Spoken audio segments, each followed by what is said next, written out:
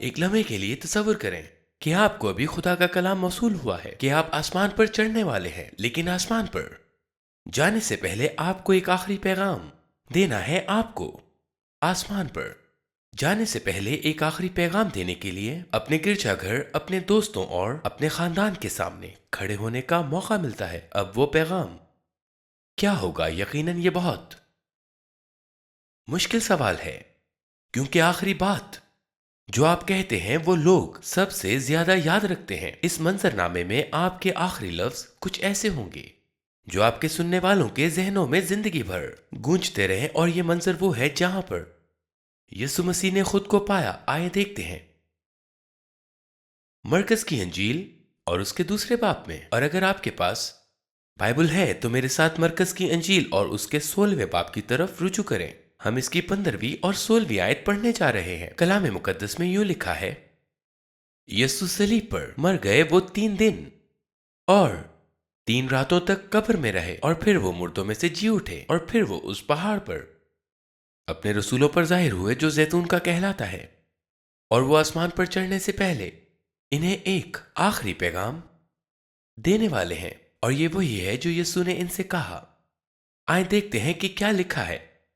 15ویں آیت کہتی ہے، اور اس نے ان سے کہا کہ تم تمام دنیا میں جا کر ساری خلقت کے سامنے انجیل کی منادی کرو۔ جو ایمان لائے اور بپتسمہ لے وہ نجات پائے گا، اور جو ایمان نہ لائے وہ مجرم ٹھہرایا جائے گا۔ دیکھیں لکھا ہے کہ جو ایمان لائے اور بپتسمہ لے وہ نجات پائے گا، اور جو ایمان نہ لائے وہ مجرم ٹھہرایا جائے گا۔ یہاں یسوع ان کے سامنے کھڑے ہیں، وہ آسمان پر چڑھنے والے ہیں، اور ان کے پاس دینے والا ایک آخری پیغام ہے۔ وہ کہہ سکتے تھے کہ ایک دوسرے سے پیار کرو جیسا میں نے تم سے کیا ہے۔ وہ اپنے رسولوں سے اس عظیم حکم کے بارے میں بات کر سکتے تھے جس کے بارے میں یسوع نے انہیں بتایا تھا کہ ہو سکتا تھا کہ غریبوں کو دو جیسا کہ میں نے غریبوں کو دیا ہے۔ ایک بہت ہی اہم پیغام جس کے بارے میں اکثر یسوع نے بات کی۔ انہوں نے اپنے آخری پیغام کا انتخاب کیا، جس پیغام کو ہم آج ایک بڑی ذمہ داری کہتے ہیں۔ یہ حکم کہ دنیا میں جا کر خوشخبری سنائیں۔ جو کچھ یسوع نے کیا ہے، وہ صلیب پر مر گئے، انہوں نے گناہوں کی سزا لے لی تھی، وہ سزا جس کے ہم مستحق تھے۔ وہ 3 دن اور 3 راتوں تک قبر میں رہے، وہ مردوں میں سے جی اٹھے، انہیں وہ سزا سہنی پڑی جس کے ہم مستحق تھے۔ یسوع نے ایک راستہ دکھایا جس سے ہم نجات پا سکتے ہیں، اور اب یسوع کے شاگردوں کو بلایا گیا تاکہ وہ پوری دنیا میں اس پیغام کو لے کر جائیں جو یسوع نے کیا تھا۔ ابھی مہم پوری نہیں ہوئی تھی۔ جو کچھ یسوع نے کیا وہ آخر نہیں تھا، اب پیغام کو پھیلنا تھا۔ یقیناً لوگ کہیں گے، خیر یہ صرف ان کے لیے تھا، یہ پیغام صرف یسوع کے شاگردوں کے لیے تھا جو اس دن زیتون کے پہاڑ پر یسوع کے ساتھ تھے۔ یہ پیغام تو شاگردوں کے لیے تھا، لیکن ہم جانتے ہیں کہ یہ سچ نہیں ہے، کیونکہ بائبل کہتی ہے کہ آپ اور میں بھی یسوع کے شاگرد ہیں، اور اگر ہم وفادار شاگرد بننا چاہتے ہیں تو ہمیں یسوع کے کاموں کی خبر دنیا میں پھیلانے کے لیے بھی بلایا گیا ہے۔ آج میں یہاں آپ کو اپنے ایمان کا اشتراک کرنے کی ترغیب دینے آیا ہوں، اپنے دوستوں کو، اپنے خاندان کو، اپنے ساتھی کارکنوں کو یہ خوشخبری سنائیں، اور ان لوگوں کو جن سے آپ ملتے ہیں، کیونکہ خدا آپ کی رہنمائی کرے گا۔ یاد رکھیں کہ یسوع نے کہا، جس طرح باپ نے مجھے بھیجا ہے اسی طرح میں تمہیں بھیجتا ہوں۔ پھر کہا کہ فصل تو بہت ہے لیکن محنت کرنے والے کم ہیں۔ دنیا میں بہت سے ایسے لوگ ہیں جنہیں انجیل کا پیغام سننے کی ضرورت ہے۔ فصل تو بہت ہے لیکن محنت کرنے والے کم۔ امثال 11ویں باب کی 30ویں آیت میں لکھا ہے، جو دانش مند ہے دلوں کو مو لیتا ہے۔ توبہ کے عظیم زبور میں زبور 51 اور اس کی 13ویں آیت میں لکھا ہے، تب میں خطا کاروں کو تیری راہیں سکھاؤں گا، اور گنہگار تیری طرف رجوع کریں گے۔ یسایہ نے کہا، اس کے پاؤں پہاڑ پر کیا ہی خوشنما ہیں جو خوشخبری لاتا ہے اور سلامتی کی منادی کرتا ہے۔ خوشخبری جو کہ انجیل ہے۔ انجیل کا مطلب خوشخبری ہے۔ رومیو 10واں باب اور اس کی 14ویں آیت میں کچھ یوں لکھا ہے، مگر جس پر وہ ایمان نہیں لائے اس سے کیوں کر دعا کریں، اور جس کا ذکر انہوں نے سنا نہیں اس پر ایمان کیوں کر لائیں، اور بغیر منادی کرنے والے کے کیوں کر سنیں۔ وہ کیسے سنیں گے جب تک کہ کوئی انہیں یہ نہ بتائے کہ یسوع نے ان کے لیے کیا کیا ہے۔ ہمیں اس خبر کو پھیلانے کے لیے بلایا جاتا ہے کہ یسوع نے ایک فانی دنیا میں ہمارے لیے کیا کیا ہے۔ زبور اور امثال اور یسایہ کے پرانے عہد نامے سے لے کر نئے عہد نامہ کے ذریعے پوری بائبل میں ہمیں یسوع کے لیے روحیں جیتنے کے لیے بلایا گیا ہے۔ میرے پسندیدہ اقتباسات میں سے ایک خدا کے عظیم آدمی ولیم بوتھ سے آتا ہے۔ ولیم بوتھ نے ایک بار کہا تھا کہ اپنے کان بائبل کی طرف لگاؤ اور اسے سنو اور گنہگاروں کو گناہ کی آگ سے نکالو۔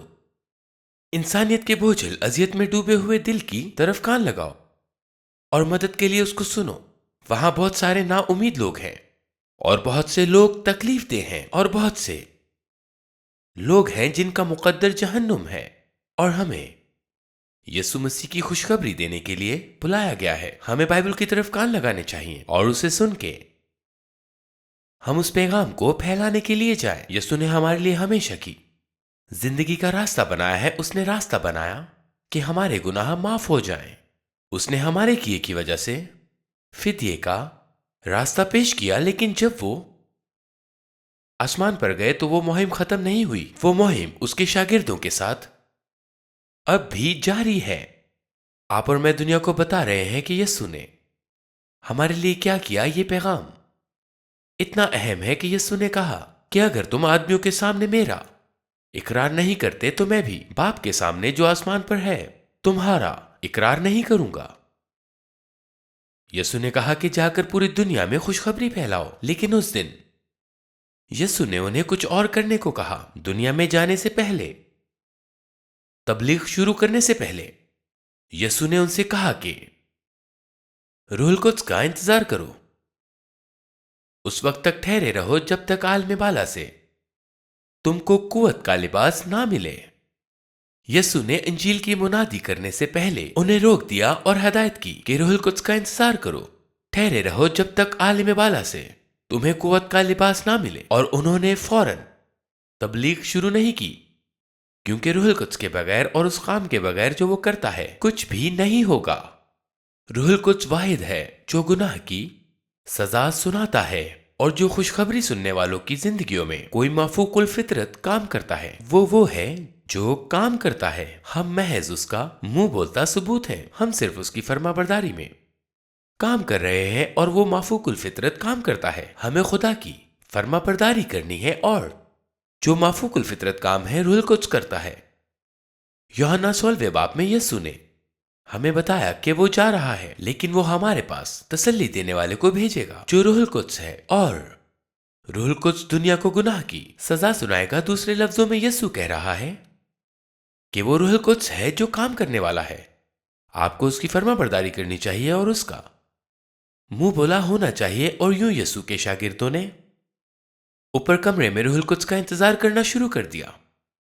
اور یہ کتنا جلالی دن تھا جب عید پینتی کوسٹ کے دن روح القدس نازل ہوا۔ اور آپ خداوند کی حمد کرو کہ وہ آج بھی کام کر رہا ہے۔ روح القدس آج بھی دنیا میں کام کر رہا ہے۔ وہ اب بھی تبدیلی کر رہا ہے اور سزا دے رہا ہے۔ وہ اب بھی معجزات کر رہا ہے۔ وہ اب بھی اپنے شاگردوں کی زندگیوں میں طاقت کے ساتھ آگے بڑھ رہا ہے۔ اور میری زیادہ تر دعا روح القدس کے لیے رہی ہے، اور میری زندگی میں اس کی طاقت کا اضافہ ہے۔ اور میں سمجھتا ہوں کہ ہم سب کو زیادہ سے زیادہ روح القدس کے لیے دعا کرنی چاہیے، کیونکہ یہ روح القدس ہے جو ہماری زندگیوں میں سے ہو کر کام کرتا ہے۔ ہم صرف فرما برداری میں کام کرتے ہیں اور ہمیں اس کی ضرورت ہے۔ جب ہم خوشخبری پھیلاتے ہیں تو ہمیں روح القدس کی زیادہ ضرورت ہے۔ اگر ہم اپنی نسل میں روحوں کی فصل دیکھنے جا رہے ہیں جیسا کہ ہم نے ابھی تک نہیں دیکھا ہے، تو ہمیں اس کی مزید طاقت کی ضرورت ہے اور اس کے لیے مزید دعا کرنے کی ضرورت ہے۔ اور اس طرح شاگردوں کو روح القدس کے آنے کا وعدہ ملا اور انہوں نے یسوع مسیح کی اطاعت کی۔ وہ ان شاہراہوں اور راستوں پر گئے جو انہوں نے عبادت خانوں میں دیکھے۔ انہوں نے پوری انسانی تاریخ میں لوگوں کے کسی بھی گروہوں سے کہیں زیادہ دنیا کو بدل دیا، اور چند ہی سالوں میں خدا کا ایک زبردست اقتدام اور وہ ایک زبردست حیات نو تھا جس کے بارے میں ہم پڑھتے ہیں۔ انہوں نے اطاعت کی، انہوں نے وہی کیا جو یسوع نے کہا تھا، جس کے بارے میں ہم نے پڑھا ہے۔ انہوں نے وہی کیا جو یسوع نے انہیں کرنے کو کہا تھا۔ انہوں نے ہر مخلوق کو خوشخبری سنائی، اور آپ کہہ رہے ہوں گے کہ یہ خوشخبری کیا ہے جو یسوع نے ان سے اپنے بات دوسروں تک پھیلانے کے لیے کہی تھی۔ ہم اعمال کی کتاب میں ان کے دنیا میں جانے اور خوشخبری کی منادی کرنے کی کہانیاں پڑھتے ہیں۔ اعمال کی کتاب اس حکم کی تعمیل ہے جو یسوع نے انہیں دیا، اور ہم اعمال کی کتاب میں 4 خطبات کو دیکھتے ہیں۔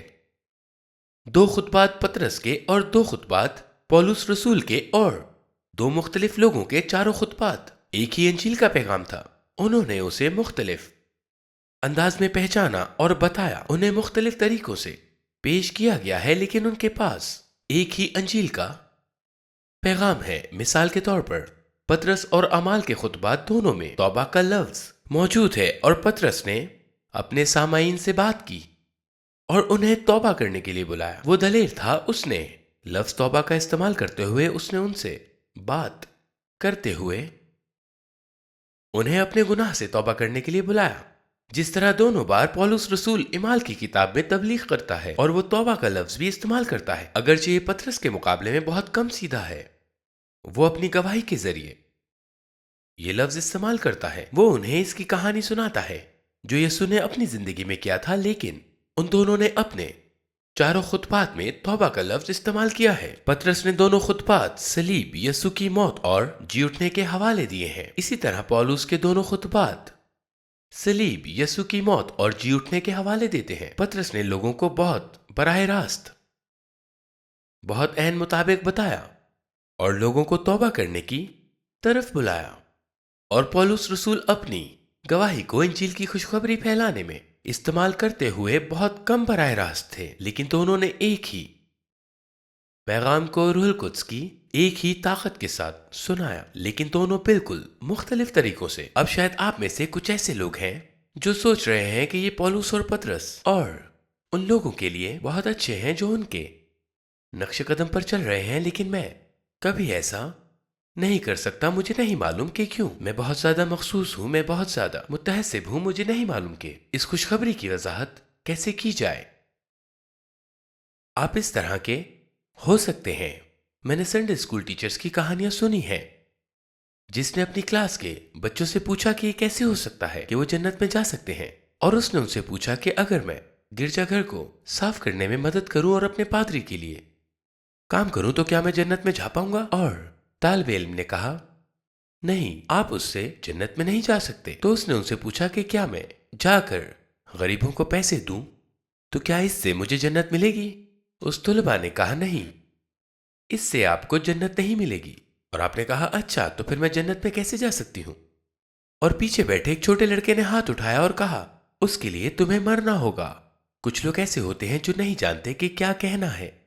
آپ جنت میں کیسے جائیں گے؟ کچھ لوگ ایسا کہہ سکتے ہیں کہ آپ کو جنت میں جانے کے لیے مرنا ہوگا۔ وہ نہیں جانتے کہ انجیل کے پیغام کی وضاحت کیسے کی جائے۔ شاید آپ ایسے ہوں۔ میں آج آپ کی حوصلہ افزائی کرنے اور ممکنہ طور پر آپ کے سامنے حل پیش کرنے کے لیے حاضر ہوں۔ خاص طور پر اگر آپ تنہائی پسند اور شرمیلے ہیں تو یہ حل آپ کو اپنے ایمان کو بانٹنے میں مدد دے سکتا ہے۔ میں نے کچھ عرصہ پہلے ایک اسٹور میں ایک کپ دیکھا تھا اور اس پہ لکھا تھا کہ وہ متحسب ہے لیکن یسوع کے بارے میں بات کرنے کو تیار ہے۔ ہو سکتا ہے کہ آپ تنہائی پسند شخص ہیں، لیکن امید ہے کہ اگر آپ اپنے ایمان کو نہیں بانٹ رہے تو اس پیغام کے آخر میں آپ اس قابل ہو جائیں گے۔ اس کا حل 2 چیزیں ہو سکتی ہیں، اور پہلی چیز یہ ہے کہ آپ کو ایک عظیم ماہر حیات بننے کی ضرورت نہیں ہے۔ آپ کو بائبل کے ہر ایک صفحے کی وضاحت کرنے کی ضرورت نہیں ہے اپنے ایمان کو بانٹنے کے لیے۔ آپ کو بس اپنی کہانی پر اشتراک کرنے کی ضرورت ہے، اور یہ ہے کہ آپ کو اپنی ذاتی گواہی سنانی ہے کہ یسوع نے آپ کے لیے کیا کیا ہے۔ اگر آپ پطرس اور پولس کے پیغامات اور اعمال کا مطالعہ کرتے ہیں تو انہوں نے جو پیغام دیا وہ ایک ہی ہے، لیکن انہوں نے اس کی تبلیغ 2 مختلف انداز میں کی، اور پطرس براہ راست تھا جبکہ پولس نے اپنی کہانی، اپنی ذاتی گواہی کا استعمال کیا۔ اور کوئی بھی بتا سکتا ہے کہ یسوع نے ان کے لیے کیا کیا ہے۔ ان کے پیغامات اور اعمال کا مطالعہ کرنے سے آپ کو معلوم ہوگا کہ خدا اپنے جلال کے لیے مختلف شخصیات اور مختلف انداز استعمال کرتا ہے، اور فطری طور پر پطرس ایک بہت ہی دو ٹوک اور سیدھا سادہ اور بے باک قسم کا آدمی تھا۔ اس کی شخصیت اس قسم کی تھی کہ جس نے یسوع کو دیکھتے ہی کشتی سے چھلانگ لگا دی تھی۔ وہ پہلا شخص تھا جس نے یسوع کے لیے لڑنے کے لیے تیار ہو کر باغ میں تلوار نکالی تھی۔ وہ شخص تھا جسے یسوع نے کشتی سے پانی پر چلنے کے لیے بلایا، اور جب شاگرد قبر کی طرف بھاگے جبکہ کچھ نے اندر کی طرف جھانکا لیکن وہ اندر گیا۔ وہ جرأت مند تھا اور اس کی شخصیت اس کی تبلیغ میں سامنے آتی ہے۔ اس نے اپنے خطبات میں اپنے سامعین پر یسوع کو مصلوب کرنے کا الزام لگایا تھا، اور وہ اس کے بارے میں بالکل بھی شرمندہ نہیں تھا، اور اس نے انہیں بلایا کہ وہ توبہ کریں اور گناہوں کی معافی کے لیے بپتسمہ لیں۔ اس نے منادی کی۔ وہ دلیر تھا، اور پولس بھی اتنا ہی دلیر تھا، لیکن بہت مختلف انداز میں۔ آپ دیکھ رہے ہیں کہ پولس پطرس سے بہت مختلف تھا۔ وہ ایک اعلیٰ تعلیم یافتہ آدمی تھا۔ مسیحی بننے سے پہلے اس نے گرجا گھر کو ستایا تھا، لیکن اس لیے نہیں کہ وہ لاپرواہ تھا، یا اس کی وجہ یہ تھی کہ وہ اس بات پر یقین رکھتا تھا جسے وہ اسے سچ سمجھتا تھا۔ وہ اس کے بارے میں پرجوش تھا جسے وہ سچ سمجھتا تھا۔ وہ پرجوش تھا، لیکن بائبل کہتی ہے کہ اس نے خوف اور کانپتے ہوئے بات کی۔ ایک بالکل مختلف تصویر جسے ہم پطرس کے ساتھ دیکھتے ہیں۔ براہ راست تبلیغ کرنے کے بجائے پولس اپنی کہانی کو اعمال کے دونوں واقعات میں استعمال کرتا ہے، اور وہ اپنی گواہی اور نئے عہد نامہ میں اپنی کچھ تحریروں کا استعمال کرتا ہے۔ اور ہم میں سے کوئی بھی بتا سکتا ہے کہ یسوع نے خوشخبری پھیلانے کے لیے کیا کیا ہے، اور اگر آپ نہیں جانتے کہ اپنے پڑوسی سے کیا کہنا ہے، اگر آپ نہیں جانتے کہ اپنے ساتھی کارکن سے کیا کہنا ہے، اگر آپ نہیں جانتے کہ اپنے ہم جماعت سے کیا کہنا ہے، تو اسے بتائیں کہ یسوع نے آپ کے لیے کیا کیا ہے۔ اگر شک ہو، اگر نہیں جانتے کہ کیا کہنا ہے، تو اپنی گواہی دیں، جو پولس رسول کلام پاک میں ہمیں کرنے کے لیے دکھاتا ہے۔ اور اپنی گواہی کا استعمال کرتے ہوئے لوگ چند میں سے کسی ایک نتیجے پر پہنچ سکیں گے۔ وہ کہہ سکتے ہیں کہ تم پاگل ہو، وہ کہہ سکتے ہیں کہ تم جھوٹے ہو، تم نے کہانی بنائی، یا پھر انہیں یقین کرنا پڑے گا کہ تم جو کہہ رہے ہو وہ سچ ہے۔ اور یہ بہت طاقتور ہے کہ پولس اپنی گواہی کو بار بار استعمال کرتا رہا۔ آپ کی کہانی کے بارے میں کچھ ہے جسے خدا استعمال کر سکتا ہے۔ بہت سے لوگ نہیں جانتے کہ انہیں اپنا ایمان کیسے بانٹنا ہے، اور بہت سے لوگ ایسے بھی ہیں جو اپنا ایمان بانٹنے کے خیال سے ہی خوف زدہ ہو جاتے ہیں۔ شاید وہ اس بات سے خوف زدہ ہو جاتے ہیں کہ کوئی یہ نہ سمجھے کہ آپ نے کہانی بنائی ہے یا آپ جھوٹے ہیں، لیکن ایسے حالات میں بھی آپ نے اپنی گواہی کو جاری رکھنا ہے جیسے پولس کرتا تھا۔ یاد رکھیں کہ آپ کی کہانی سے خدا کام کر سکتا ہے۔ آپ کو اس کے بارے میں خوف زدہ نہیں بلکہ دلیر ہونے کی ضرورت ہے، اور اس وجہ سے بہت سارے لوگ سوچ سکتے ہیں کہ انہیں پطرس کی طرح ہونا چاہیے، اور ہو سکتا ہے کہ آپ بھی پطرس کی طرح ہوں اور آپ کو وہ شخصیت مل گئی ہے اور خدا اسے کرے گا، یا ہو سکتا ہے کہ آپ پولس کی طرح ہوں اور خدا اسے استعمال کرے گا۔ آپ کہہ رہے ہوں گے کہ سب اچھا لگتا ہے، لیکن میرے پاس کوئی گواہی نہیں ہے، میں نے گرجا گھر میں پرورش پائی تھی، مجھے تبلیغ کا یہ عظیم تجربہ نہیں تھا۔ لیکن حقیقت یہ ہے کہ اگر آپ نے گرجا گھر میں پرورش پائی ہے تو پھر بھی ہم اب بھی اپنی زندگی کے کسی ایک موڑ پر جہنم کی طرف جا رہے ہیں۔ یسوع نے ہمیں بچایا، اور اگر ہم جہنم کی طرف جا رہے تھے اور یسوع نے ہمیں بچا لیا، تو ہمارے پاس اشتراک کرنے کی گواہی ہے۔ ہم سب کی ایک کہانی ہے، اور روح القدس کی مدد سے ہم وہی پیغام سنا سکتے ہیں جس کی تبلیغ ابتدائی رسولوں نے اعمال کی کتاب میں کی تھی، اور مسیح مصلوب ہوا۔ اور اس کے لیے آپ کو سب سے پہلے ایک ماہر الہیات بننے کی ضرورت نہیں ہے، آپ کو بس اپنی گواہی دینی ہوگی کہ خدا نے آپ کی زندگی میں کیا کیا۔ اور دوسرا نقطہ یہ ہے جو آپ کو اپنا ایمان بانٹنے کے قابل ہونے میں مدد دے سکتا ہے، اور وہ ہے دلیری کے لیے دعا کرنا۔ آج کل کے مسیحی خوف کے ساتھ جد و جہد کر رہے ہیں، لیکن اعمال کی کتاب میں بھی مسیحیوں نے انسانوں کے خوف کے ساتھ جد و جہد کی تھی۔ عظیم پولس رسول جو روح القدس سے بھرا ہوا ہے، ابتدائی کلیسیا سے دعا کرنے کو کہتا ہے کہ وہ دلیری حاصل کریں جس کی اسے ضرورت ہے۔ افسیوں 6 باب کی 19ویں آیت میں تصور کریں کہ وہ عظیم پولس رسول ہے جو کہتا ہے کہ دعا کرو کہ مجھے وہ دلیری ملے جس کی مجھے ضرورت ہے۔ اور آپ دیکھتے ہیں کہ پولس بالکل آپ کے اور میرے جیسا تھا۔ اس نے پہلا کرنتھیوں اس کے 2 باب اور اس کی 3 آیت میں دوبارہ کہا کہ وہ خوف اور کانپتے ہوئے آیا۔ وہ اپنے سامعین کے سامنے کھڑا کانپ رہا تھا، لیکن آپ جانتے ہیں کہ خوف بذات خود گناہ ہے۔ خوف کی وجہ سے جو آپ خدا سے کرنے کو کہتے ہیں، ایسا نہ کرنا گناہ ہے۔ خوف وہاں ہونے والی جنگ میں آپ کسی بھی سپاہی سے پوچھ سکتے ہیں جس نے غیر معمولی بہادری کے کام کیے ہوں۔ ان سے پوچھیں کہ کیا وہ خوف زدہ ہیں، اور وہ آپ کو بتائیں گے کہ ہاں وہ خوف زدہ ہیں، لیکن انہوں نے خوف پر قابو پا لیا ہے۔ اپنے خوف پر عمل کرنا خوف کو یہ بتانے کی اجازت دیتا ہے کہ ہم کیسے جیتے ہیں۔ ایک گناہ ہے، لیکن خوف خود نہیں ہے، اس لیے کہ ہمیں دلیری کے لیے دعا کرنے کی ضرورت ہے، ہمیں شفایت کرنے کی ضرورت ہے، اور خدا کی تلاش کرنے کی ضرورت ہے تاکہ وہ مسیح میں ہمیں ہمارے بھائیوں اور ہماری بہنوں اور ہمارے بزرگوں کو دلیری دے، جیسا کہ پولس رسول نے کہا تھا۔ ہم اپنے سامنے کلیدی شخصیت کا سامنا کر رہے ہیں۔ جب خدا کے لوگ وہ وعدہ کی زمین پر آئے تھے تو بہت سے لوگ خوف کے مارے پیچھے ہٹ گئے تھے۔ وہ ان کے سامنے لڑائیوں کا سامان نہیں کرنا چاہتے تھے، لیکن کچھ ایسے بھی تھے جو وفادار تھے، جنہوں نے خوف پر قابو پا لیا اور مسیح پر ایمان لائے اور زمین پر کلیدی شخصیت کا مقابلہ کرنے کے لیے تیار تھے۔ اور اسی طرح ہمیں بھی وہی کرنے کے لیے تیار ہونا چاہیے جس کے لیے خدا نے ہمیں بلایا ہے۔ اس لیے میں آپ کی حوصلہ افزائی کروں گا کہ آج اگر آپ اپنے ایمان کا اشتراک نہیں کر رہے، اگر آپ لوگوں کو خوشخبری کے پیغام کے بارے میں نہیں بتا رہے اور یسوع نے کیا کیا نہیں بتا رہے، تو آج سے لوگوں کو بتانا شروع کر دیں۔ بہت سارے لوگ ہیں جو جہنم کی طرف جا رہے ہیں۔ بہت سارے لوگ ہیں جو اس وقت ابدی عذاب کا سامنا کر رہے ہیں۔ بہت سارے لوگ ہیں جو نا امید ہیں۔ بہت سے لوگ ہیں جو لوگوں کو تکلیف دے رہے ہیں۔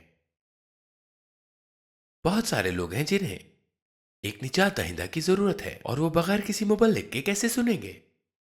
جب تک آپ انہیں نہ بتائیں وہ خوشخبری کا پیغام کیسے سنیں گے؟ اور ایک دن آنے والا ہے، مجھے یقین ہے کہ بہت جلد یسوع واپس آنے والا ہے۔ ہر آنکھ اسے آتے ہوئے دیکھے گی اور تمام قومیں کانپ اٹھیں گی۔ عظیم پیدا کرنے والا وہ ہماری زندگیوں میں واپس آ سکتا ہے، اور وقت ختم ہو رہا ہے۔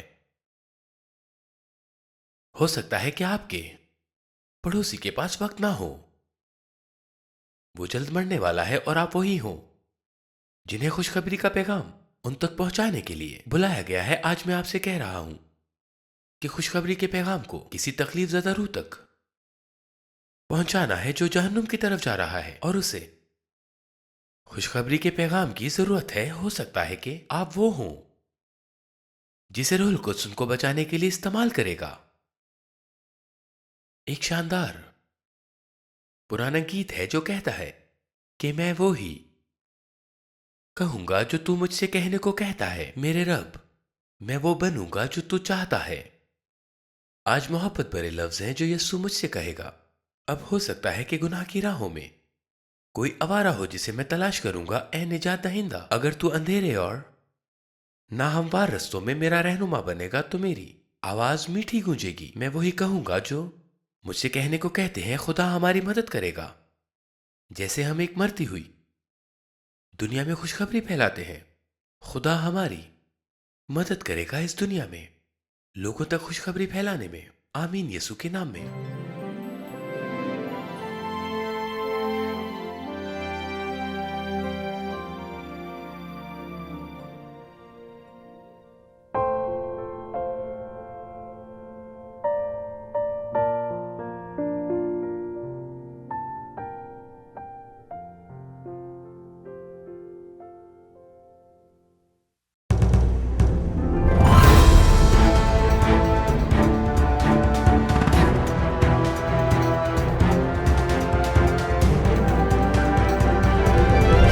You are watching Shine Star TV.